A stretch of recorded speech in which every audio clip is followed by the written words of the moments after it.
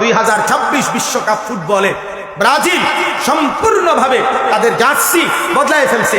গত পর্যন্ত তাদের 1950 সাল থেকে 2026 সাল পর্যন্ত তাদের যে হলুদ জার্সি ছিল, এই হলুদ জার্সি তারা বদলাইয়া নতুন শেডের জার্সি আনছে। সারা পৃথিবীর অনলাইনে আজকে খবরে আসছে, সারা বিশ্ব আন্তর্জাতিকভাবে, যে ব্রাজিলের ওই জার্সি, নতুন জার্সি যেটা গেঞ্জি আর কি গায়ে দেয়, ওইটার মধ্যে শয়তানের প্রতিকৃতি, শয়তানের আকৃতি, মুখোশ এটার ভিতরে ছাপানো আছে।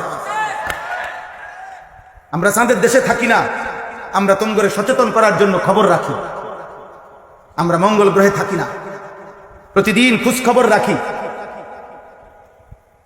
বুঝো নাই আব্বা? সারা পৃথিবীর সচেতন মানুষ প্রতিবাদ করছে অনলাইনে যে ব্রাজিলের এই জার্সির মধ্যে শয়তানের প্রতিকৃতি, শয়তানের মুখোশ এটার ভিতরে আছে। তুমি নালে লেখো অনলাইনে, গুগলে সার্চ দিয়ে লেখো যে ব্রাজিলের 2026 জার্সি নিয়ে বিতর্ক কি, এটা দেখো, তুমি লাগাও, দেখো, বলো ভাই।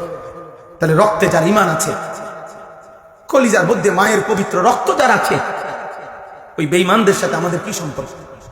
বলে না ভাই? ব্রাজিল আর্জেন্টিনার সাথে আমাদের ইমানের কোনো সম্পর্ক আছে? আমাদের কালেমার কোনো সম্পর্ক আছে? আমাদের কাবার কোনো সম্পর্ক আছে? আমাদের মদিনার কোনো সম্পর্ক আছে? আমাদের নবীর কোনো সম্পর্ক আছে? আমাদের সাহাবায়ে কেরামের কোনো সম্পর্ক আছে? আমাদের আউলিয়াদের কোনো সম্পর্ক আছে? আমাদের আল্লাহর কোরআনের কোনো সম্পর্ক আছে?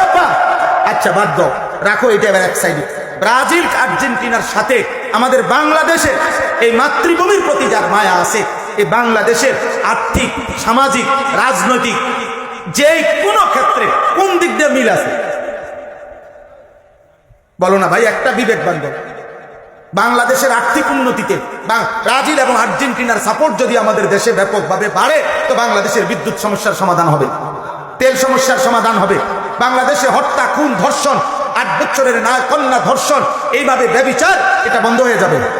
বলো না ভাই? তা রাষ্ট্রের আর্থিক কি উন্নতি হবে? আখিরাত বাদ দাও, দুনিয়াবি উন্নতি হোক। বলো না ভাই? কি কারণ থাকতে পারে? অসভ্যতারও তো একটা জাতফাত আছে, অসভ্যতারও তো একটা জাতফাত আছে, বেহায়ারও তো একটা জাতফাত আছে। এটা কোন বেহায়ামি?